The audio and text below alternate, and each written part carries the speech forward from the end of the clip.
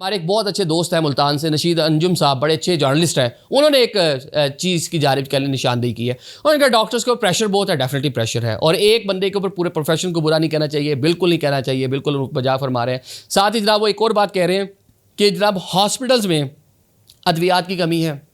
hospitals میں beds کی کمی ہے، ہاسپٹل میں جناب بہت ساری چیزیں اس طرح کہ ڈاکٹر اگر میڈیسن باہر سے لکھ کر دے دے تو سی ایم جاتی ہیں لاہور، تو وہاں جا کے وہ